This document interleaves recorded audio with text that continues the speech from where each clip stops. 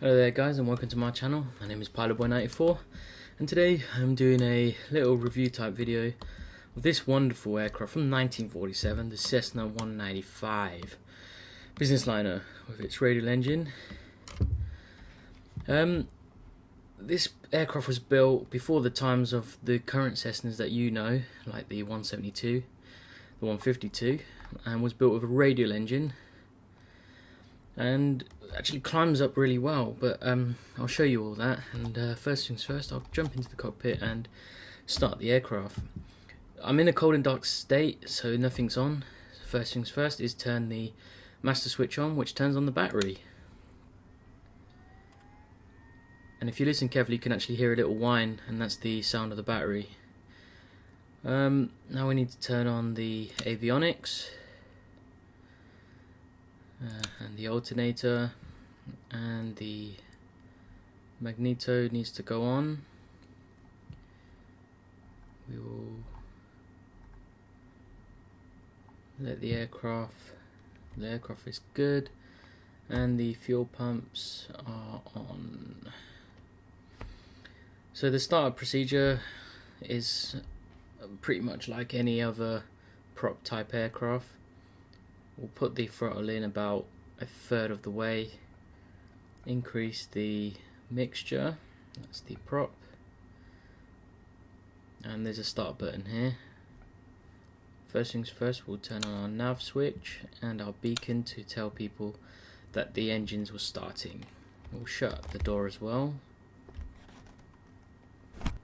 and the door is shut, and I'll press the start switch. Good clean start, the horizon is leveling off.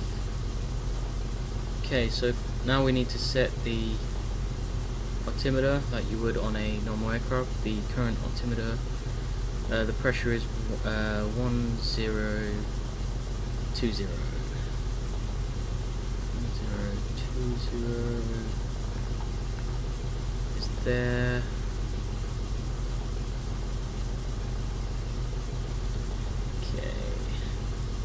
To set, because we're in Europe, we need to set this to 7,000 on the transponder. I'm going to taxi now, and you can enjoy some awesome views of the taxi as we taxi, so enjoy.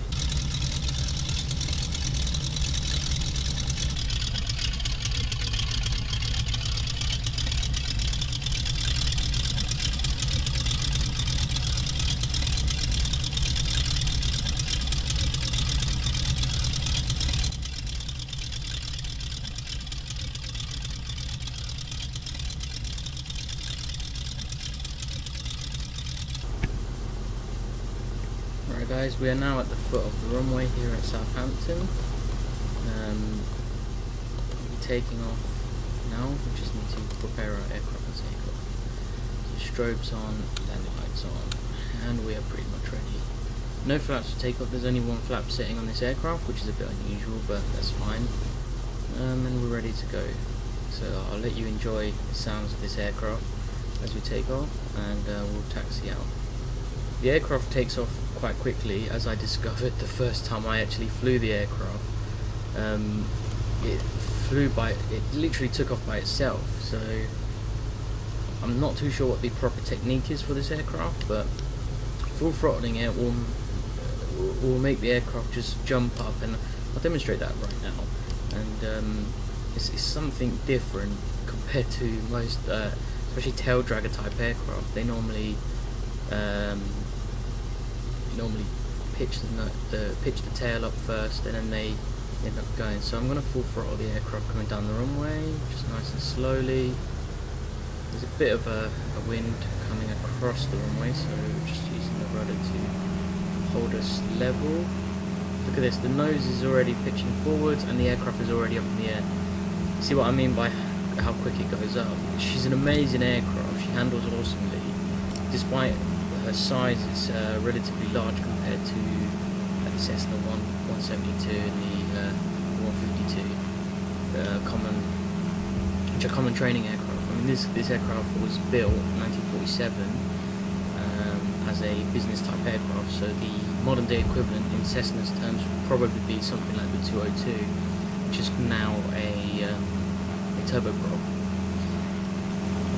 This is Orbex England with Orbex scenery of Southampton Airport. It's quite highly detailed. So we're just going to make a circuit here, left turning towards the Southampton town itself. So I'll let you enjoy, and I'll probably join you back on final landing.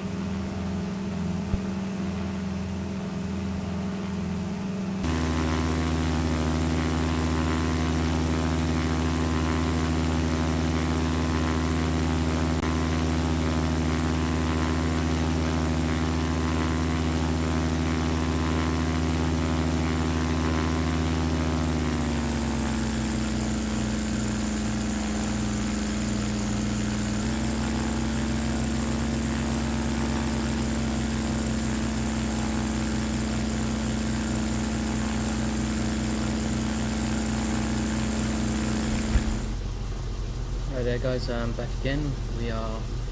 I'm just turning to line up with the runway. I haven't engaged the flaps yet, but I will do now. So flaps are going down, and I'll show you the flap extension is quite slow, as you can see here in this external view. There you go, it's fully extended. And there's only one setting, as I mentioned earlier, at 100%. Airspeed is dropping a little bit, so we'll just increase the throttle just to keep our speed good and not stall the aircraft. I hope you enjoyed some of those exterior shots of the aircraft as we were circuiting around. She's quite a beautiful aircraft, and she sounds absolutely wonderful. I think Alabeo has done a good job on this aircraft. I've never seen one of these in real life, but I would assume they are pretty damn good. I mean, it caught my eye when I saw the Alabeo sale, which is still on right now until the 19th of October 2015. So in 7 days time of me recording this, that's when the sale will finish. So I would highly recommend grabbing this if you like older aircraft, not necessarily Cessnas, but older aircraft, especially radial engine aircraft. So as we line up the runway, we are just a tad low, as you can tell by the pappies. I haven't quite mastered the landing of the aircraft yet, but there's not many tail draggers that I'm quite good at. I mean, the DC-3 I've managed to work out how to land that. So I use that same sort of technique on this, where you lift up the nose a little bit on the landing, so almost all three wheels, including the tail wheel, lands roughly the same time. It's a method that works for most tail draggers, I find, on the flight simulator.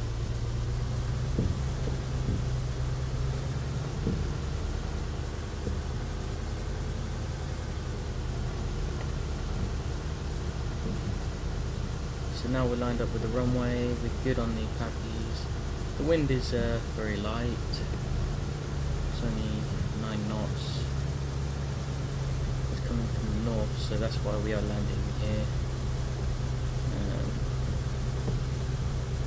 Just fighting the wind a little bit, keep the aircraft level. But we are okay anyway. So coming over the approach lights and the motorway here. Good altitude, good angle of attack. So I'll try to do the method that I do with the DC-3 and lift the nose up just before, so we get almost all three wheels touching down at the same time. Oh, it was a bit hard, it's okay. Aircraft has landed easily. This aircraft is, from what I understand, it was built to land on short strips, and as you can see there, the landing happened rather quickly, and like the takeoff, it happened really quickly. So I hope you enjoy this review. I highly recommend this if you like VA flying. There's no included GPS, so it's all about visual flying. I mean, they have included a radio stack with, so you can fly VOR flights for VOR locations using the compass. But anyways, I hope you enjoyed that. I'm gonna get a couple of shots of the exterior shots of landing, taking off, and some in-flight images, and I hope you've enjoyed this video, and I hope to see you soon. Hope to review some more aircraft and possibly some more scenery as well. This is, like I said earlier, this is Orbex's Southampton Airport, which is in the south of England, and also capable with Orbex England. So I hope you enjoyed, and I hope to see you on the next one.